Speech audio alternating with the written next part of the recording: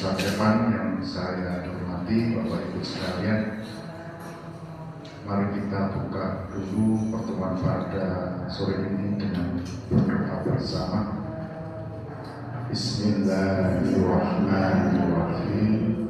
Raditu billahi rabban wa bil islami dinan wa bi Muhammadin nabiyyan wa rasulah. Rabbi zidni ilma warzuqni fahma. Amin. Warahmatullahi wabarakatuh. Bapak Ibu rahimahullah, mari kita lanjutkan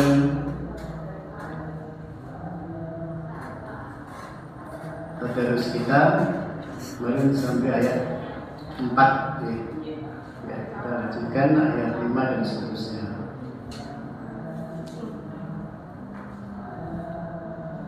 أعوذ بالله من الشيطان الرجيم.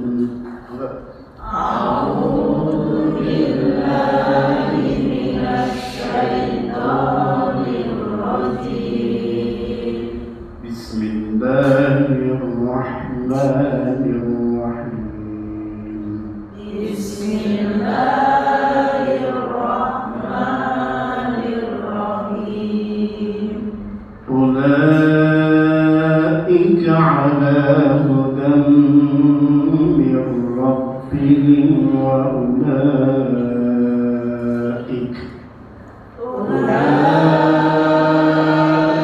على هدى من ربهم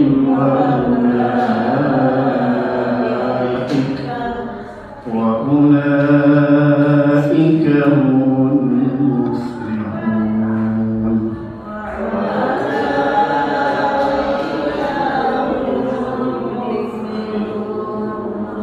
إن الذين كفروا سواء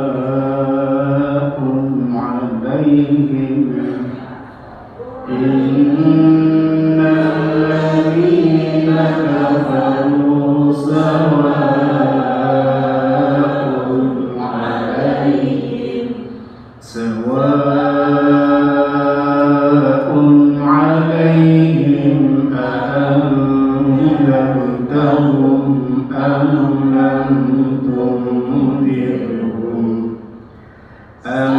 لم تنذرهم لا يؤمنون. ختم الله على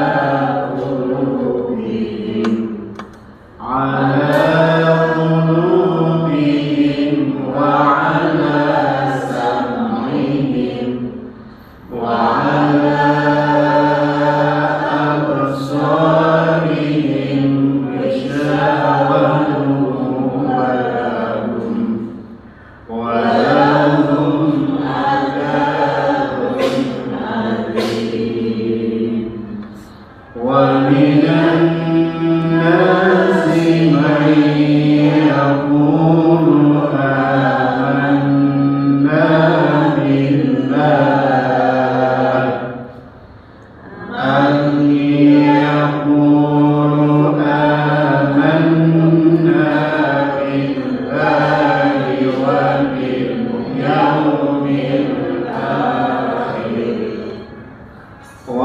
وباليوم الآخر وما هم بمؤمنين. يخادعون الله والذين آمنوا وما يخدعون إلا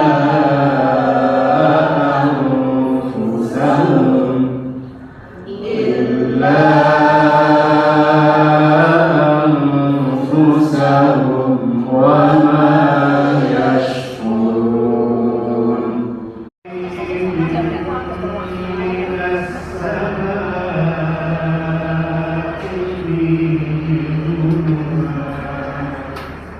فيه ظلمات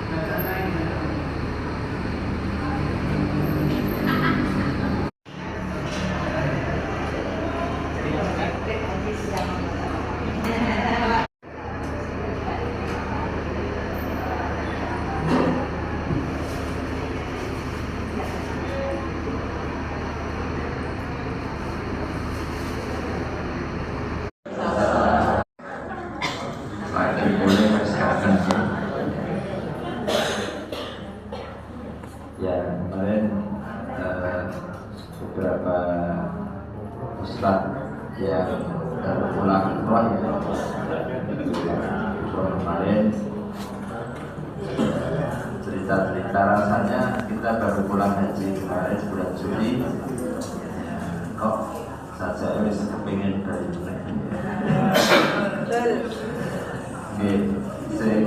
jaringan jalur kita Bu.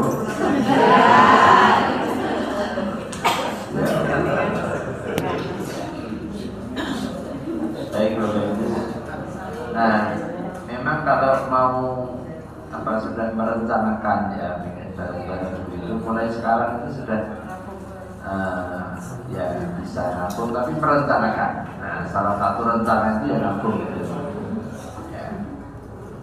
Nah, sekarang ini mau umroh itu mangkat dulu bayar kali ya mau ya. Terus pertanyaannya gimana Pak itu hukumnya? Ya boleh-boleh saja, boleh-boleh saja. Sama makanya panjenengan ya, ibu-ibu kalau umpamanya sholat, ya, pakai mukna itu kurang lunas. Ada Bu? Ada. Umpamanya karena ada begitu. Kira-kira sholatnya sah apa tidak? Sah. Yang merinding Pak dengan Pak. Cuma ya kan. Nah, biasanya kalau yang model begitu itu kan sudah ada jaminannya. Sesuai omongan konon dilarang di kersake Gusti Allah piye. Nah, ini kalau sudah ada pengamannya, namanya ini pokoknya ada meninggal ya otomatis lunas betul dibayar asuransi. Nah itu berarti nggak masalah. Betul ya. Nah, jadi kita juga maaf ada juga yang itu wong ibadah kok diutang ya Allah. Ya orang apa ya kan Nabi ya tahu utang. Nabi itu ketika meninggal itu diutang loh. Ya, marbuna yaitu apa namanya, pernah utang apa, utangnya itu gandum. Nah, jadi artinya utang itu selama ada yang digunakan untuk mamanya panjenengan neng aku wis duwe BPKB, duwe sertifikat ya aman lagi. Apa tuh fikih dakwah itu? Fikih artinya memahami, pemahaman, memahami dakwah, memahami dakwah. Bagaimana kita memahami dakwah? Dakwah itu apa? Dakwah. Kalau di tempat saya dakwah itu ya tidak sawah, anggur, itu hutan. Nah, dakwah ini dalam bahasa Arab dari kata doa ya, da'a ya. Kalau diartikan secara bahasa artinya mengajak. Dakwah artinya seruan, ajakan. Mengajak. Nah, ngajak Nabi. Makanya dakwah itu macam-macam. Kalau ajakan seruan untuk makan, nah, itu namanya walimah. Jadi walimah itu ya, undangan dan itu hakikatnya adalah mengajak orang untuk makan. Orang walimah orang makanannya loh, tangan itu ya. Jenenge wis walimah itu memang undangan untuk makan. Dan itu oleh Nabi diajarkan aulim walau bisyadid. Ya, buatlah walimah meskipun hanya dengan 1 ekor kambing. Jangan semono gitu. Nah, ukuran orang Arab itu ya motong 1 ekor kambing. Nah, untuk apa? seruan untuk makan, seruan untuk macam-macam. Seruan itu kan banyak ajakan ya. Ajakan yang digawe ibu-ibu diajak pengalisan ya, diajak ini, diajak ini. Yang dimaksud dakwah dalam Islam ini adalah mengajak ke jalan Allah, mengajak untuk menuju jalan Allah, agama Allah. Yang diajak siapa? Itu manusia. Ya, kita nggak mungkin ngajak, ya, ngajak binatang, ngajak ini. Apalagi itu saya tak mau dakwah kok. Dakwah yang Gunung Merapi karo nang Segoro Kidul. Dakwah apa? Bangsa jin, bangsa lembut. Nggak ada. Yang namanya dakwah itu objeknya adalah manusia. Yang diajak adalah manusia. Dan yang didakwah itu adalah orang-orang yang hidup. Nek wong mati harus didakwah. Arep mati ning kuburan arep dakwah. Sampai sing badal wong mati kabeh. Yang didakwai, yang diajak, yang diseru adalah umat manusia. Ya. Nah, maka siapa yang diajak diseru seluruh umat manusia? Maka semua manusia ini adalah objek dakwah. Untuk bersama-sama, untuk bareng-bareng menuju jalan Allah, menuju agama Allah. Zaman nanti tahu Bapak Ibu, kemarin waktu di Madinah masuk museum nggak Bu? Sama saja di samping Masjid Nabawi itu kan ada.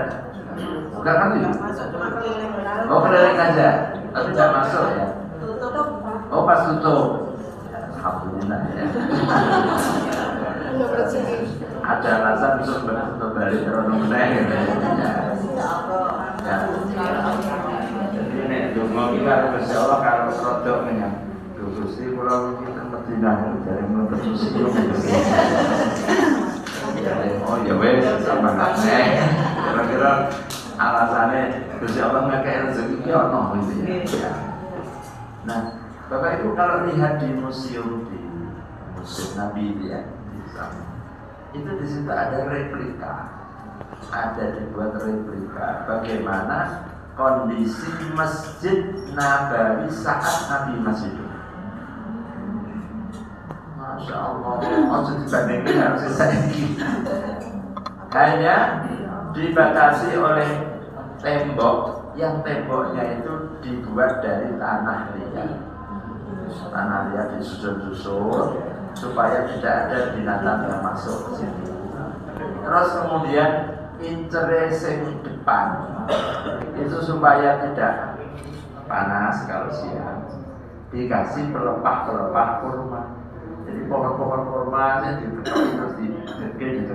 Terus dua dikai gelarak-gelarak kurma. Supaya pas sholat zuhur, sholat asar tidak panas. Naik kodaran orang rata hujan. Ya. Jadi setahun bisa dihitung berapa kali. Ya. Nah itu gaweane kamu. Jadi Nabi tugasnya itu hanya bukan tugas gawe terus membuat bangunan apa, bukan kayak bahkan seorang Nabi yang Nabi ini kan di saat itu juga sebagai seorang presiden pemimpin.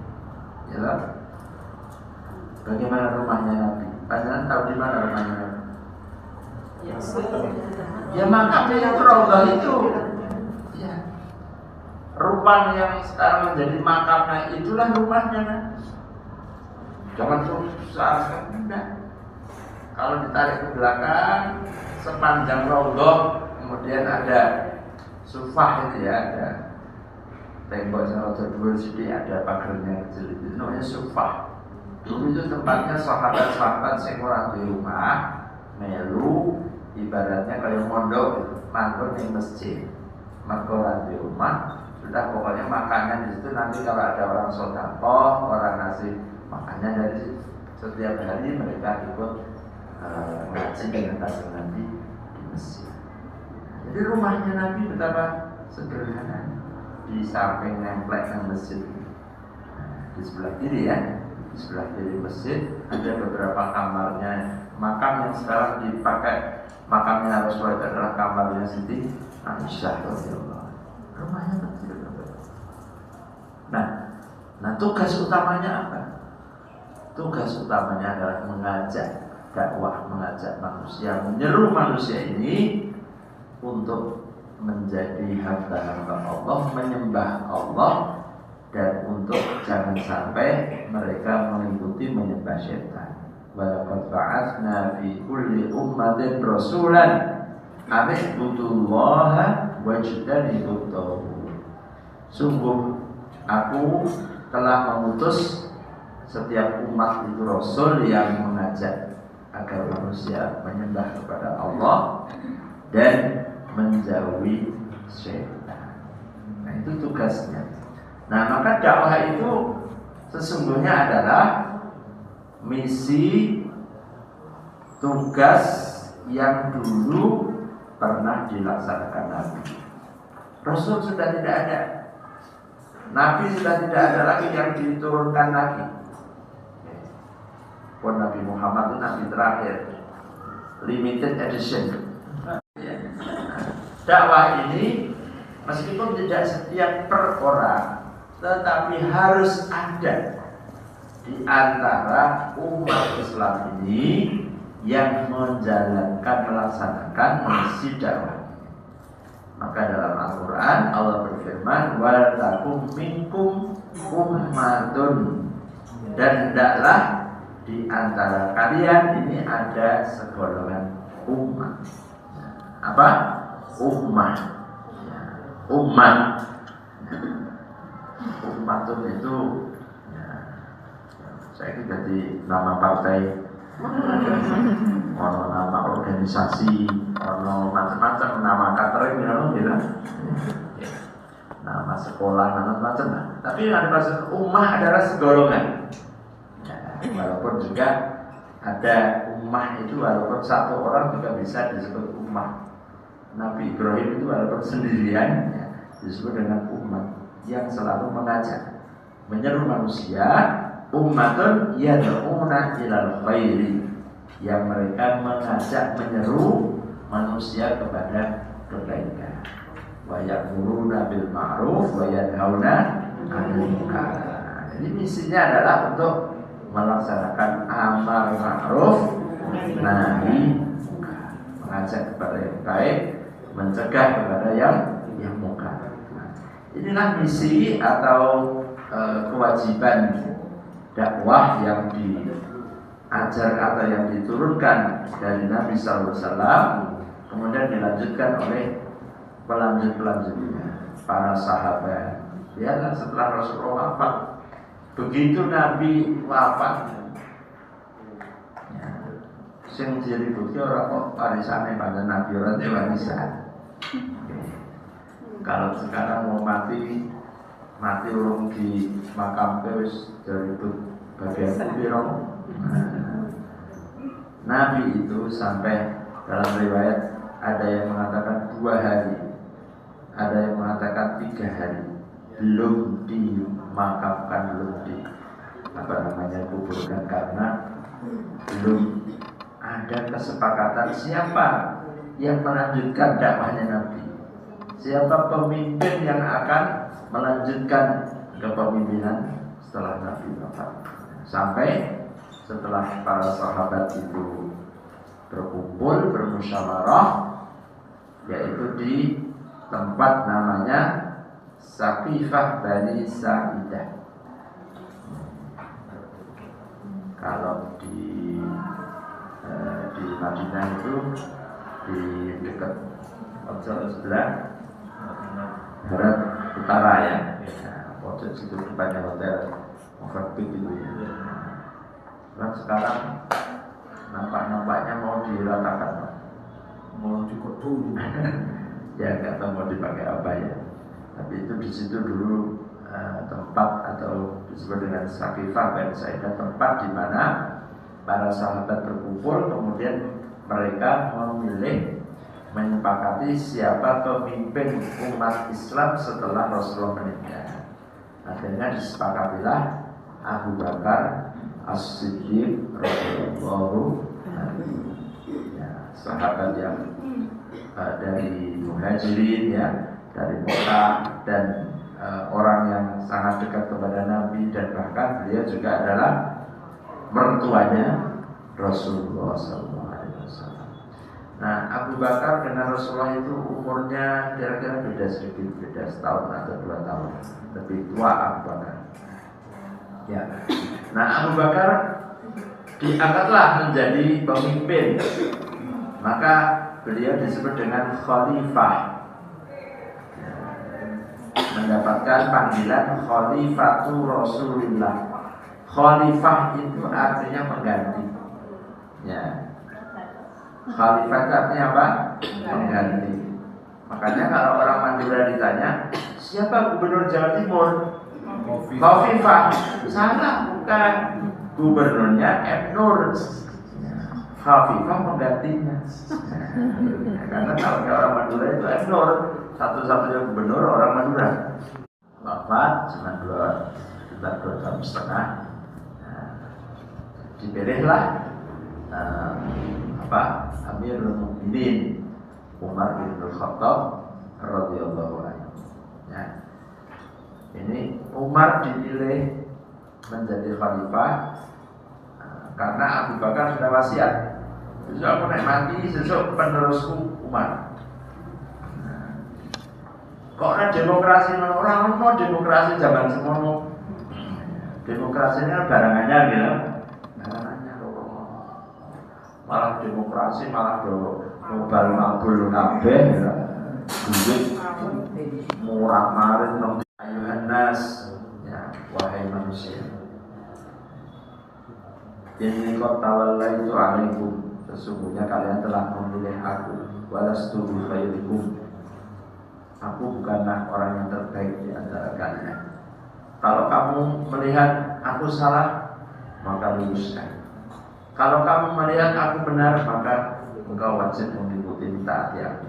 Nah, ya, bahkan walaupun sudah sepuh ya, sudah tua waktu itu, umurnya juga sudah 2 tahun di atas Nabi SAW. Rasulullah ketika umur 62 atau 63 tahun. Jadi Abu Bakar lebih tua lagi ya.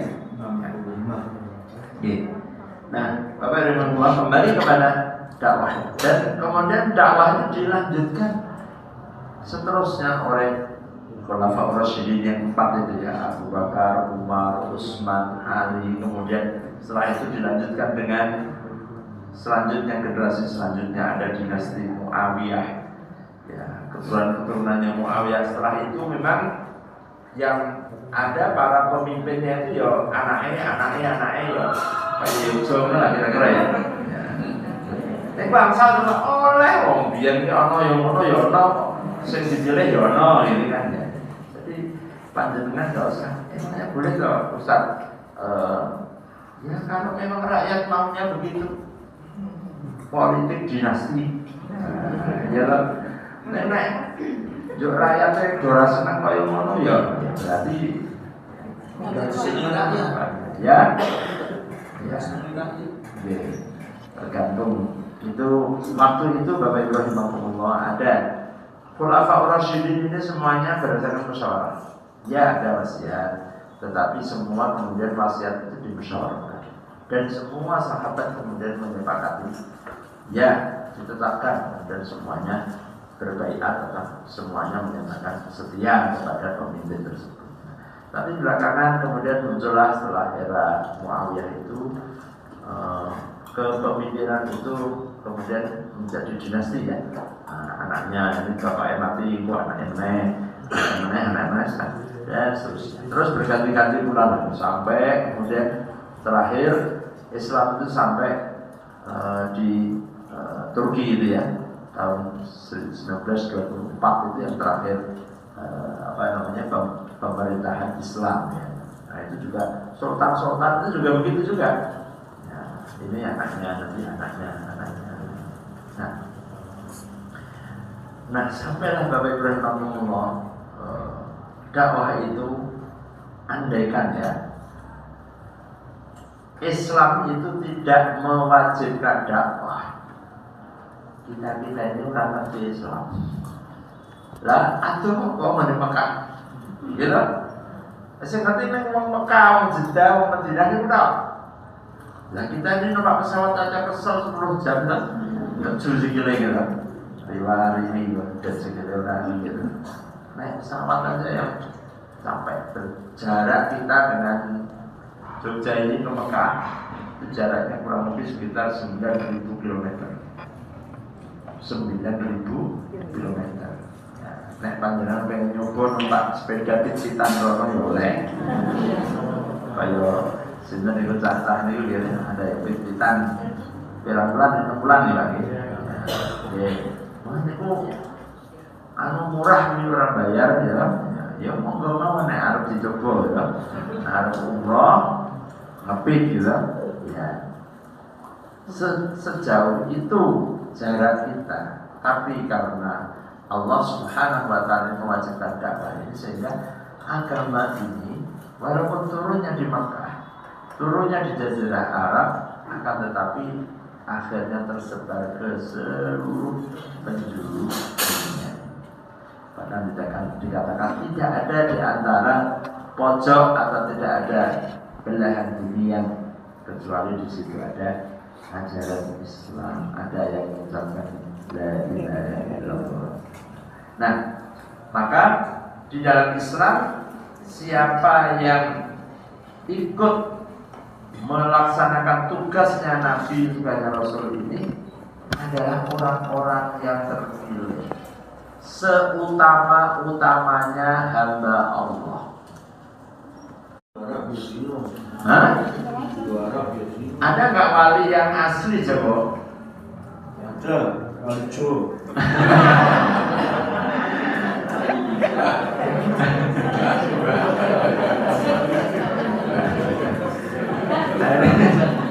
Sekarang ini ke ribut ya Bu ya. Ini orang itu kalau ingin pecah Islam caranya apa? Caranya itu saya Arab kalau saya orang Arab itu dia itu warisan pada ini semua orang juga tahu itu nama-namanya saya bisa cedok apa no. Ayo sebenarnya yang asli Jawa ya wali Jawa mau gitu. Syekh Maulana Malik Ibrahim, Maulana Ishaq, ya Ja'far As-Sadiq. Nah jenenge wis ketok iki. Nek kira-kira jenenge jeneng Jawa gitu ya. Nah ini ada domba ya. Model-model seperti ini ingin orang Islam ini dicuci dewi ya. Nah, maka Bapak Ibu bahkan kita kalau lihat sampai Imam Bukhari itu bukan orang Arab, tapi menjadi nomor 1. Kalau setelah Al-Quran, kitab yang paling bisa dijadikan pegangan setelah Al-Quranul Karim adalah kitab Sahih Bukhari Muslim, dan dua-duanya bukan orang Arab. Bukhari orang mana Bu? Tetangga saya Pak. Ini Bukhari bakal bakso. Ya, nah, Bukhari itu namanya siapa? Muhammad bin Ismail.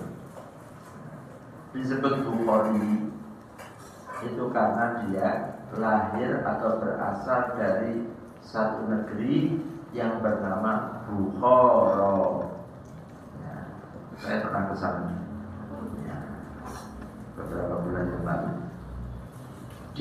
Sekarang tempatnya menjadi negaranya namanya Uzbekistan. Uzbekistan ini dulu adalah bekas negara-negara Uni Soviet. Pecahannya Uni Soviet dulu, negara-negara ini menjadi Uni Soviet. Terus kemudian setelah Uni Soviet bubar, ya, maka kemudianlah menjadi negara kecil merdeka. Pokoknya yang tantang itu ya, Uzbekistan, Kazakhstan, Turkmenistan, pokoknya tantang kejaba setan. Jalan apa ya? Nah itu. Nah ini ternyata di sana bahkan ada juga. Ternyata di dekatnya Kufur, yaitu di daerah namanya Samarkand.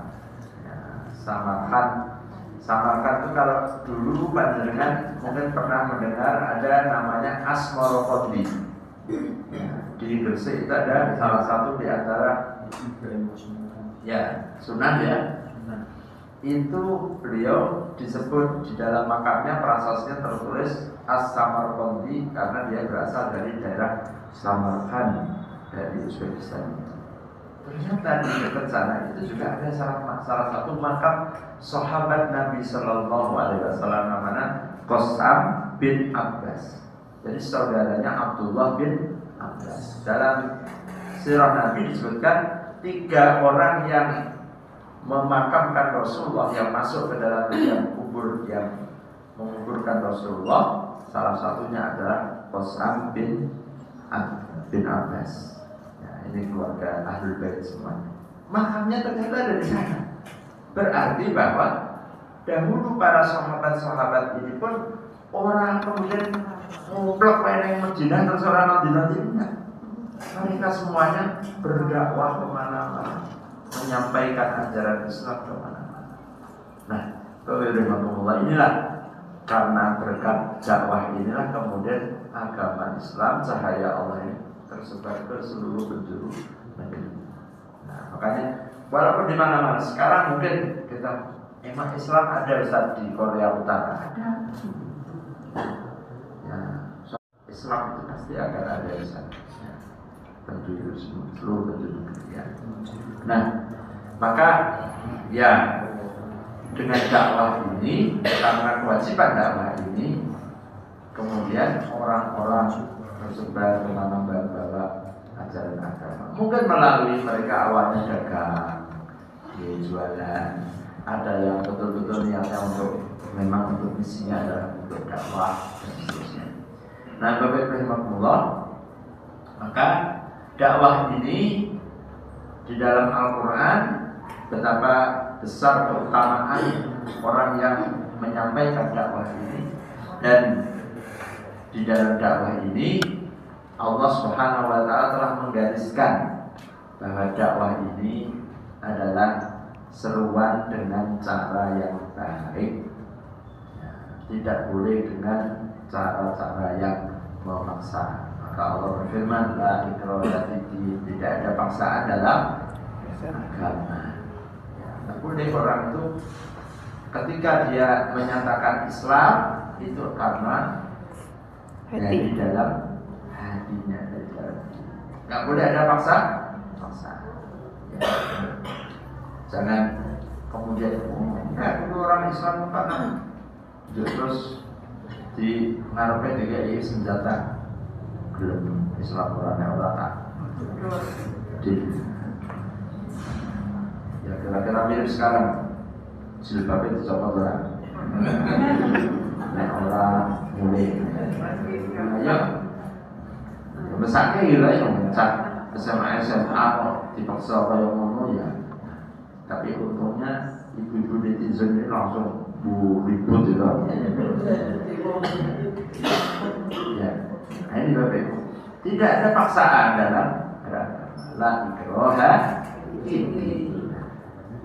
Maka Al-Quran menggambarkan bagaimana berdakwah. Ud'u ila sabili rabbika bil hikmah. Serulah, ajaklah manusia ke jalan Tuhanmu, ke dalam agama Islam, bil hikmah dengan bijaksana, dengan cara yang baik. Wal mau'idhatil hasanah, tutur kata yang lembut. Ya. Kalaupun kalian berdebat, wajadilhum billati hiya ahsan.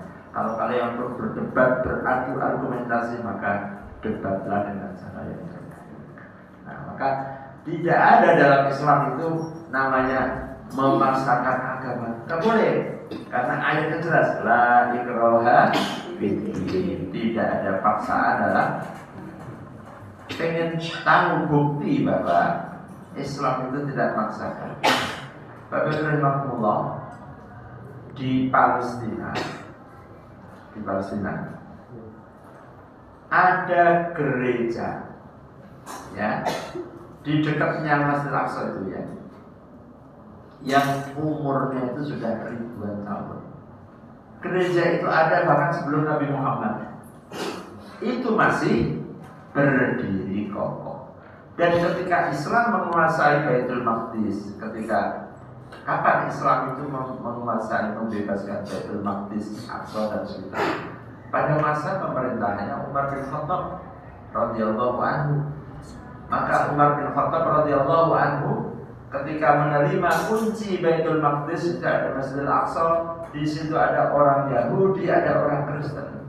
Semuanya diberikan kebebasan dengan keyakinan agamanya. Kalau mau masuk Islam silahkan. Kalau mereka tetap dalam agamanya, mereka diberikan kebebasan. Bahkan gerejanya tidak diganggu sama sekali. Sholat, pas masuk waktu sholat, ada yang mengatakan zuhur atau asar. Umat dipersilahkan, wahai Amirul Mukminin, ini sudah masuk waktu sholat, Anda kewajiban Anda sebagai orang Islam sholat. Silahkan sholat di gereja. Tidak mau saya Umar nggak mau. Kenapa? Khawatir kalau nanti sholat di situ nanti dijadikan masjid gerejanya. Maka Sayyidina Umar menolak, tidak, saya tidak mau sholat di gereja ini. Saya akan sholat di tempat di luar gereja.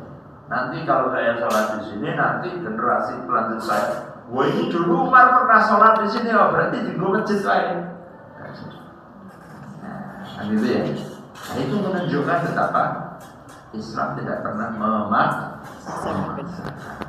Ya. Nah, Bapak Ibu rahimahullah, yang sekelompok, segolongan yang mereka ini selalu tidak pernah berhenti untuk selalu mengajak kebaikan, melaksanakan amar ma'ruf nahi munkar.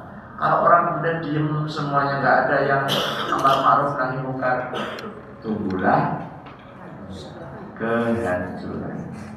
Maka Rasulullah pernah menggambarkan umat ini seperti sebuah kapal besar yang di dalamnya penuh banyak penumpang. Ada yang di dek atas, ada yang di bawah. Ya. Nah, ketika kapal ini berlayar, mereka yang di bawah, kalau mereka membutuhkan air, maka mereka harus naik, ya kan? Nah, harus naik jalan nanti ke atas baru ketemu air. Kemudian kata yang di bawah, apa ini kita harus repot-repot naik. Akhirnya ambok dibolongi wae. Orang isor itu dibolongi kurang. Wes sono Airnya naik. masuk. Nah, kira-kira bolongi kapal ini membahayakan apa tidak? Kalau orang yang di lantai atas itu membiarkan, kira-kira yang tenggelam, yang di bawah saja atau seluruh kamar? Semuanya. Itulah Nabi menggambarkan. Kalau ada orang-orang yang berbuat kerusakan didiamkan oleh orang-orang soleh, oleh orang-orang di lantai atas ini lantai atas ya. Sementara ada orang yang berbuat kerusakan dibiarkan, didiamkan, nggak ada yang ngajak-ngajak, nggak ada yang amar ma'ruf, nggak ada yang naik munkar. Maka perumpamaannya persis. Nanti kalau kemudian kapal itu airnya masuk semuanya sampai kemudian tenggelam, yang tenggelam tidak hanya yang di dek bawah, tetapi seluruh kapal itu semuanya juga akan. Bapak Ibu, kita terhadap kerusakan yang terjadi, narkoba ada ini, kita tidak yang penting akurat, yang penting keluarga itu. Jangan dikira Bapak Ibu, kerusakannya nanti lama-lama pada akhirnya juga akan sampai ke kita juga, iya kan? Nah, maka kerusakan, kemaksiatan, ya, kebatilan tidak boleh dibiarkan. Harus ada upaya, walaupun tidak semuanya. Syukur kalau tidak semuanya, ya, untuk diajak, untuk diseru, manusia itu kembali ke jalan Allah. Nah, maka tujuan utama dakwah adalah bagaimana sebanyak-banyak manusia itu kembali ke jalan Allah Subhanahu wa Ta'ala. Maka dakwah tidak tujuannya adalah untuk duniawi. Tidak. Tujuan utama adalah bagaimana manusia menjadi hamba Allah. Maka Bapak Ibu dakwah itu tidak ada, Allah tidak menjanjikan dunia. Bahkan boleh jadi di dunianya cobaannya banyak. Kata Nabi, yang paling besar ujian cobaannya manusia di muka bumi adalah para nabi. Ada nggak Nabi itu yang kemudian urip ini penak-penak, giling-giling, jalan-jalan? Nabi itu semuanya tidak, bahkan dikatakan tidak ada Nabi yang itu kecuali ada musuhnya, kan gitu ya. Lihatlah bagaimana Nabi Nuh, Nabi Ibrahim, bahkan sampai Rasulullah, Nabi kita Muhammad Sallallahu Alaihi Wasallam. Nah, maka kepada dakwah ini termasuk diantaranya ya. Mohon maaf, orang haji. Barang haji ini umpamanya ditokil. Barang haji itu surah orang. Mungkin barang kaji ini ya mungkin masih setahun saya kelingan loh. Oh nanti nek wis bisa mungkin bisa lebih buruk lagi dari sebelum haji tadi balik menaik. Nah, ya toh Pak? Oke. Ya Pak, kan belum berapa bulan, baru 2 bulan. Pertama, nanti ada materi-materi selanjutnya tentang bikin dakwah lebih detail lagi ya. Tapi secara umum dakwah itu bagaimana kita memahami bahwa kewajiban dakwah ini adalah sebuah misi yang mulia. Misinya para nabi, para anbiya, para mursalin, para ulama, para pemimpin-pemimpin kita. Maka dikatakan al-ulama warasatul anbiya. Para ulama adalah pewaris para nabi. Nah, kalau pun kita ini ya tidak punya kemampuan sebagaimana para ulama, paling tidak kita ini ikut-ikutan menjadi bagian ya, melu-melu follower ya. Kita ini menjadi fans ya, dalam hal kebaikan, hal-hal yang baik kita dukung, kita angkat. Maka multazam dakwah ini menjadi satu bagian di antara gerakan dakwah ya, yang apalagi ini kalau dilihat seluruh dunia ya, ini kita dalam skop yang lebih kecil ya, skopnya DIY lebih kecil lagi, multazam lebih kecil lagi, tetapi tidak ada masalah ya, walaupun hanya jadi sekrup ini kan, kalau nggak ada satu sekrup ini bisa rusak semua ya, kan begitu ya. Nah, maka enggaklah walaupun kita hanya sebuah sekrup ya, hanya sebuah baut gitu ya, insya Allah ini menjadi bagian untuk mengembangkan agama Islam.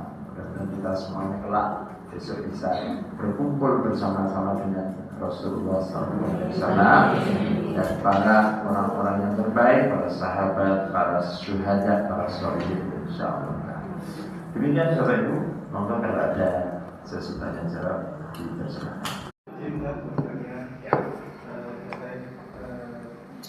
Yang disampaikan tadi mengenai ketika mendengar Nabi itu wafat itu kan tidak mempersiapkan gitu ya kepada siapa itu nanti yang meneruskan dakwah ya.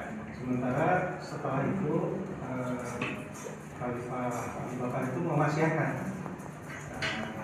Umar bin Khattab radhiyallahu anhu.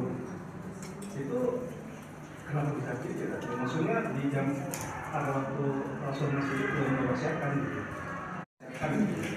Yang saya dapat seperti itu. Wafat tidak menunjuk ya, walaupun secara tersirat ya, walaupun secara langsung tidak pernah nanti setelah aku wafat kemudian nanti dilanjutkan atau Rasulullah menunjuk siapa tidak.